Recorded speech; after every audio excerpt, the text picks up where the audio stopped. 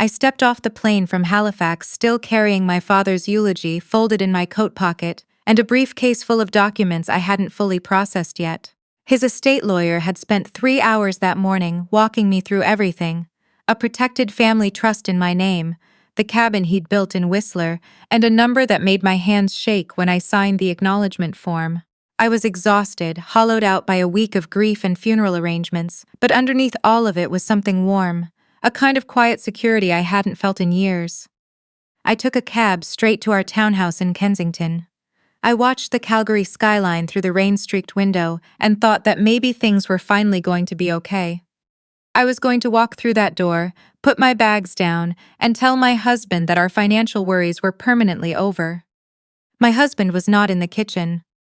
He was standing on the front steps with his arms crossed tight over his chest, and beside him stood his mother, wrapped in her signature camel hair coat, pearl earrings perfectly in place, wearing the expression she reserved for restaurant servers who brought the wrong wine. She'd driven up from Lethbridge.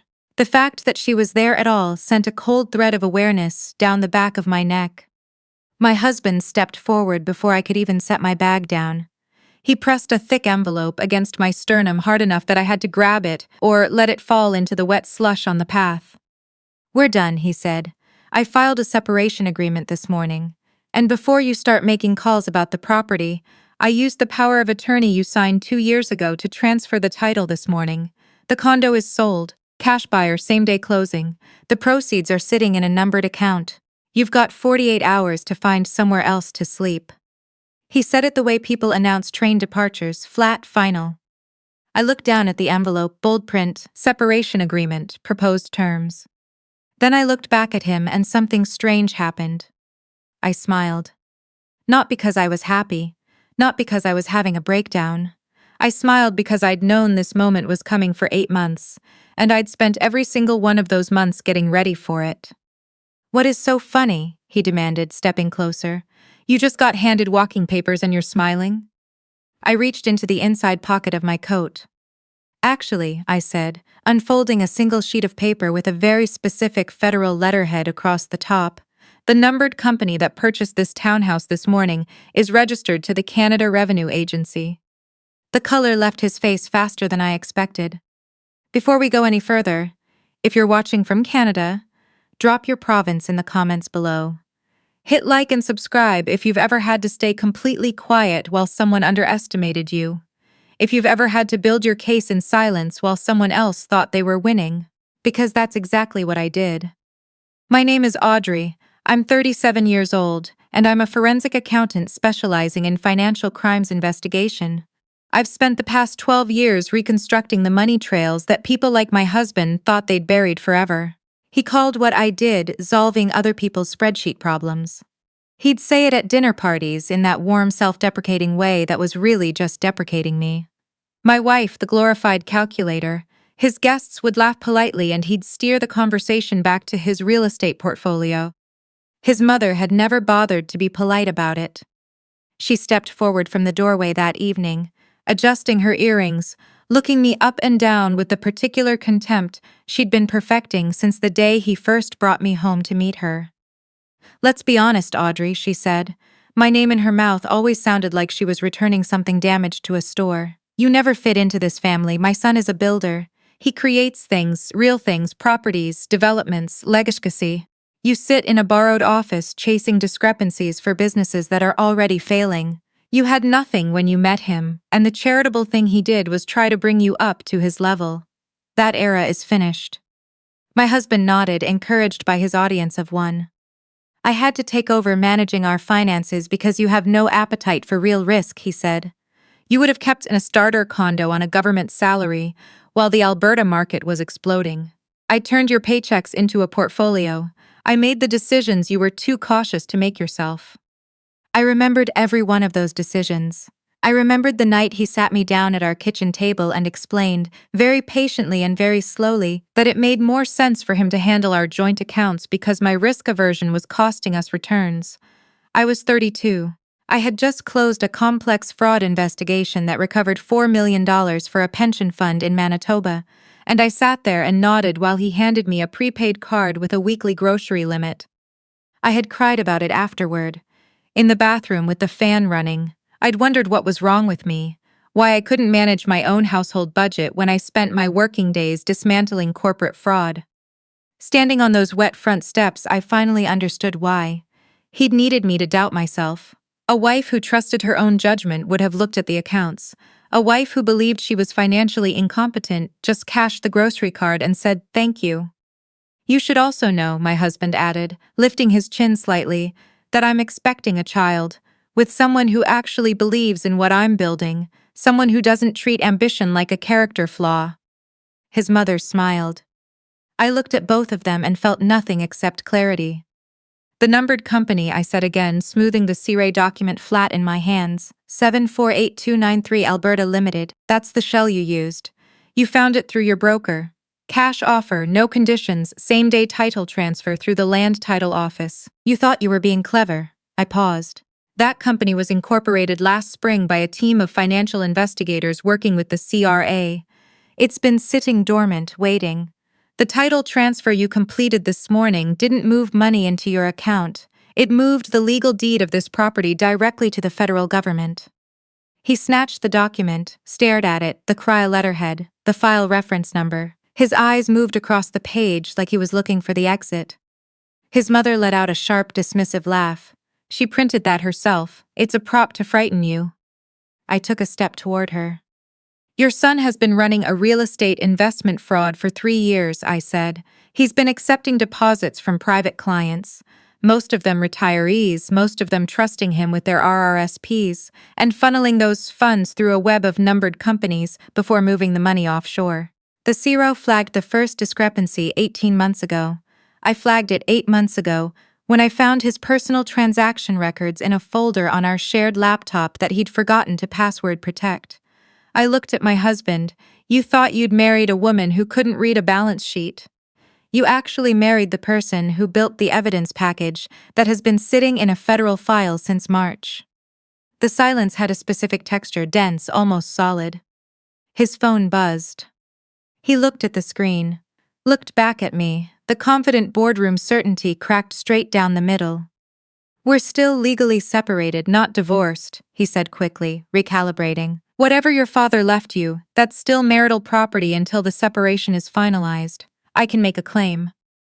"My father established a protective trust before he died," I said. "Under Alberta's Matrimonial Property Act, an inheritance held in a properly structured protective trust is explicitly shielded from spousal claims. His estate lawyer has been managing the trust since his diagnosis. Your name appears nowhere in the documents. There is nothing for you to claim." He opened his mouth, nothing came out. His mother found her voice first. "I know a judge on the Court of King's Bench," she said, drawing herself very straight. "I sit on 2 hospital foundation boards in this city. I chair the annual fundraising gala. You do not understand the kind of relationships I have built over 30 years in this community, Audrey. You will not walk away from this family with anything." She didn't finish the sentence. Because that's when my sister-in-law's car pulled into the driveway. She drove a sensible dark green Subaru, which was part of why my mother-in-law had never taken her seriously. She parked with quiet precision, stepped out in a charcoal blazer and flat boots, and pulled a legal briefcase from the passenger seat like she was walking into a deposition, which in a sense she was.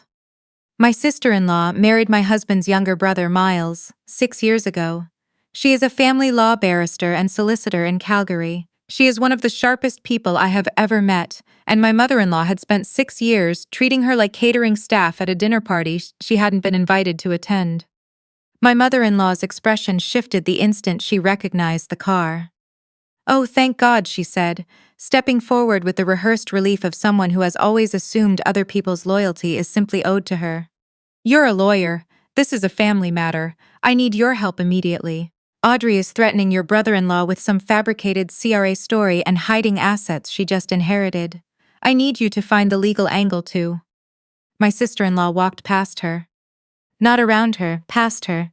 Close enough that the hem of her coat brushed my mother-in-law's sleeve, as though she were a coat rack someone had left inconveniently in the hallway.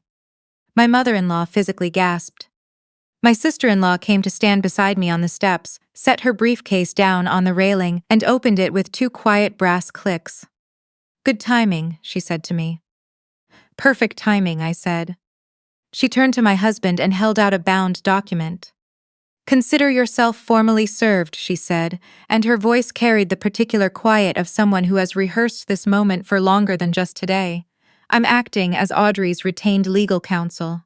These documents include an emergency injunction freezing your personal and business accounts, a civil claim for financial abuse and deliberate dissipation of marital assets, and a formal complaint filed with the Alberta Securities Commission regarding the unauthorized use of registered client funds. I'd recommend retaining a lawyer who isn't your mother's friend from the country club. My husband grabbed the papers and immediately used them to point at her. Conflict of interest. You're married to my brother. The Law Society will hear about this. I'll have your credentials reviewed by morning. I have never been your lawyer, she said, unmoved. I have been your sister-in-law, which means I've spent 6 years watching you speak to Audrey the way you speak to someone you've already decided to not discard. There is no conflict of interest. There is only arithmetic, and the arithmetic is not in your favor. My mother-in-law stepped in, pointing a manicured finger inches from my sister-in-law's face. You ungrateful woman, she said, her voice dropping into the register she used when she wanted to wound efficiently. Miles chose you. We accepted you. We sat at your call to the bar. We hosted your engagement dinner in our home. And you stand here, in front of cameras and federal investigators, and you help an outsider destroy your own family? My sister-in-law looked at her steadily. I remember that engagement dinner, she said. I remember you introducing me to every guest as Miles's friend from law school, even though we had been engaged for 4 months. I remember you taking me aside in the kitchen and telling me quietly that you hoped Miles would get this out of his system, because you'd already identified someone more appropriate for him. A brief pause. You smiled when you said it. You were wearing a yellow wrap blouse. I have thought about that moment many times over the past 6 years, and I decided the right time to mention it was when I had a legal briefcase in my hand. Before my mother-in-law could recover, headlights swept across the front of the house. A silver sedan took the corner too fast, parked at an angle with 2 wheels up on the curb, and a woman got out. She looked around 25, wearing athleisure and an expression of barely controlled panic. She was visibly and very pregnant. She looked directly at my husband. Where is the money? Her voice carried cleanly to every lit window on the street. You told me you were closing the condo sale today. You said the transfer was coming through. My lease is up next week, and I've maxed my line of credit waiting for you. You said before the baby comes. You promised me. My husband's composure made a sound like fabric tearing. Not now, he said, his voice suddenly stripped of all the boardroom confidence. Lower your voice. I'm in the middle of something. You told me we'd be in a new place by January, she said, not lowering her voice at all. You said the money from this house was going to cover everything. I watched my mother-in-law's eyes drop to the woman's stomach. I watched the calculation happen behind her eyes. The rapid, self-interested arithmetic of a woman who had just been told her son was providing her with a grandchild. When exactly did you say you met her? I asked my husband. He said nothing. His proposed separation agreement, my sister-in-law said, reading from her notes without looking up, states that the relationship began approximately 5 months ago. I turned to the woman standing in my driveway. Your prenatal records from the maternity care clinic, I said, were obtained via legal subpoena as part of the financial dissipation claim. They indicate you are currently 7 months along. The math registered on her face first, then on his. 5 months since they met, 7 months pregnant. She turned to look at him very slowly. You told me your wife was seriously ill, she said, her voice dropping into something flat and dangerous. You said she was going through treatment, that you were only staying in the marriage out of obligation. You said you'd both privately agreed it was over, that you were just waiting for the right time to be honest with her. She paused. You cried in my kitchen about it. You sat at my kitchen table and cried. I've never had so much as a head cold, I said. She stared at him, he stared at the wet grass. Then the sirens started, distant at first from the direction of 14th Street, then multiplying, and then 2 dark SUVs with Cray Criminal Investigations markings turned onto our block, followed by a Calgary Police Service cruiser. My husband moved. He made it approximately 4 steps across the front lawn before the physics of Italian leather shoes on February slush apparently became relevant to his decision-making. He stopped. The agents were already out of their vehicles and they were not running, which somehow made it worse for him. He tried charm, he always tried charm. There's clearly been a significant miscommunication, he said, smoothly adopting his investor presentation voice as the lead investigator approached. I've actually been cooperating with the CRA on this file since the spring. My wife is the forensic accountant here. She had full access to every account. She built the entire offshore structure. I was following her recommendations. The lead investigator looked at him for a moment. Your device's biometric authentication data confirms you personally authorized each of the transactions in question, he said. We also have the encrypted messages between you and your mother discussing the numbered company strategy in detail. He didn't raise his voice. He had the economy of movement of someone who does this professionally. The story you're describing is not consistent with the evidence. My mother-in-law drew herself up. I know Deputy Chief Walcott personally, she said, her voice sharp. I sat on the gala committee with his wife for 4 consecutive years. I funded the naming campaign for the Children's East Wing at the hospital.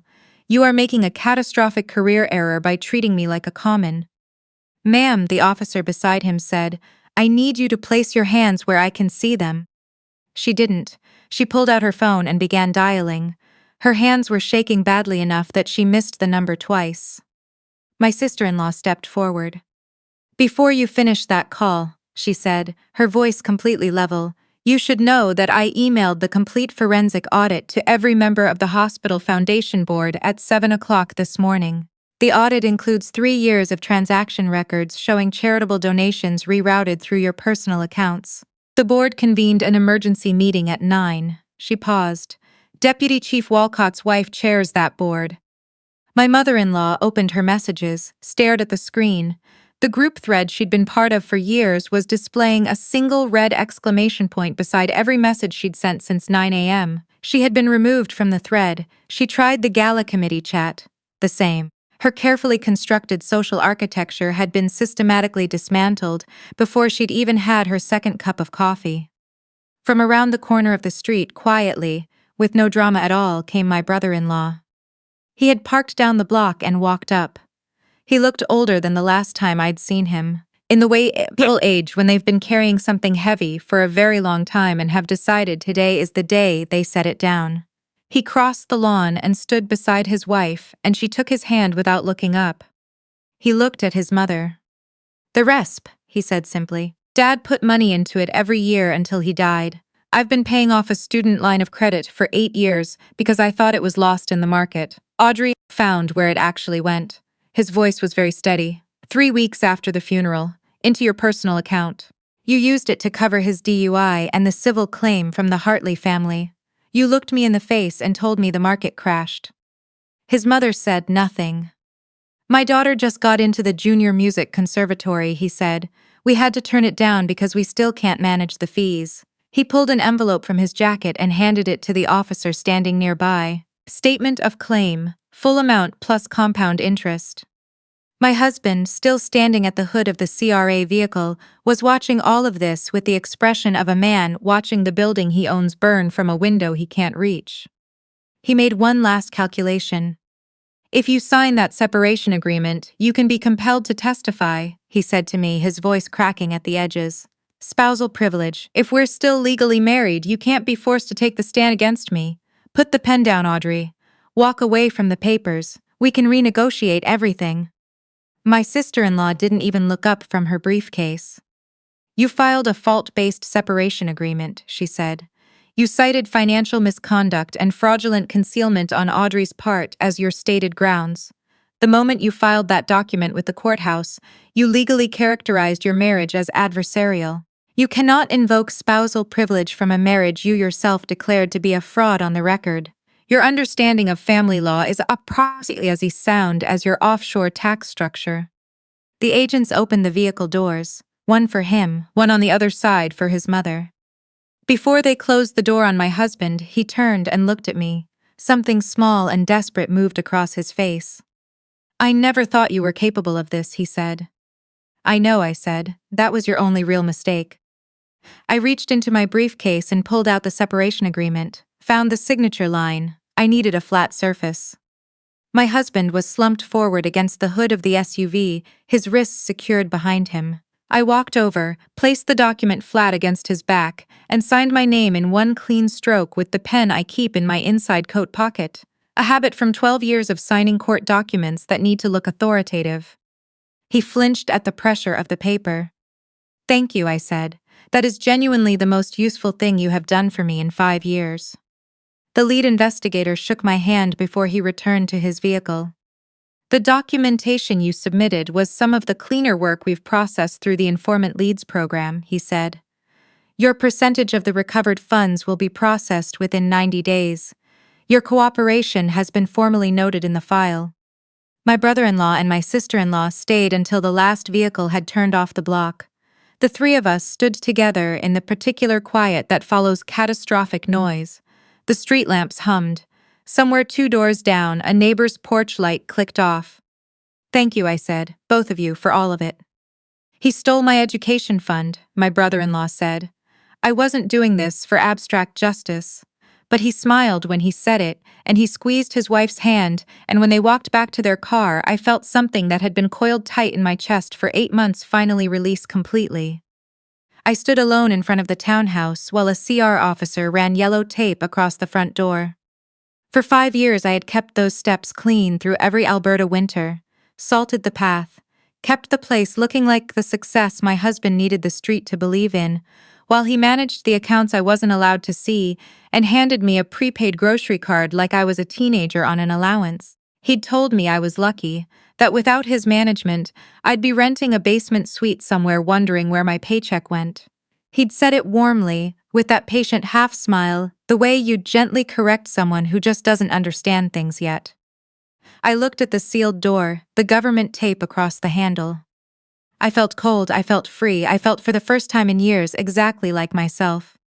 6 weeks later I was sitting in my father's cabin in Whistler with a glass of BC Pinot Noir, watching snow move through the pines outside the window, a log fire, the smell of cedar and wood smoke, and not a single obligation to anyone except the clients I had chosen. I opened my laptop and found the sentencing coverage from Calgary.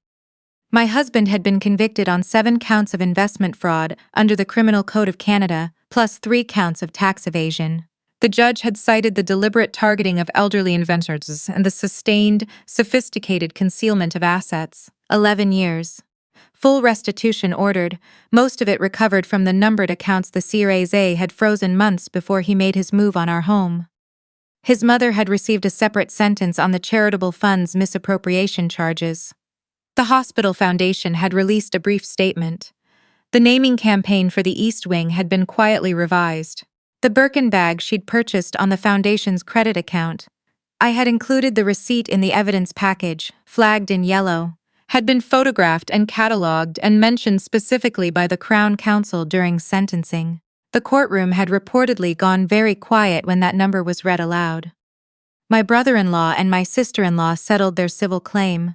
They enrolled their daughter in the music conservatory. My sister-in-law sent me a photograph of the girl on her first day, holding a 3/4-sized violin and grinning enormously. I made it my phone's lock screen.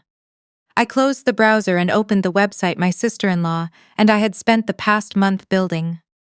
The header read, Meridian Financial Forensics, protecting Canadians from financial abuse and separation. The firm's mandate was plain and specific: forensic tracing of hidden marital assets, expert consultation for spouses navigating financial abuse, and support for individuals considering the CRA's Informant Leads program. My sister-in-law was listed as lead legal partner. We had 2 associate accountants, a paralegal, and referral agreements with women's legal aid clinics in Calgary and Edmonton. We had been operating for 11 days and we already had a waiting list. A notification appeared in the corner of the screen. A new inquiry forwarded through the secure intake portal. A woman in Saskatoon. Her husband had just informed her that their joint RRSP account, which they'd been contributing to for 9 years, was empty. He'd shown her a statement. She wrote that she didn't understand what had happened. She said she felt certain she must be missing something obvious, something that everyone else could see. She wasn't missing anything obvious. She was missing the numbered company her husband had opened in Saskatchewan 18 months ago, the one her RRSP contributions had been quietly redirected into without her knowledge or signature. but I knew exactly where to look. I set my wine glass down, opened a fresh encrypted client file and began to type.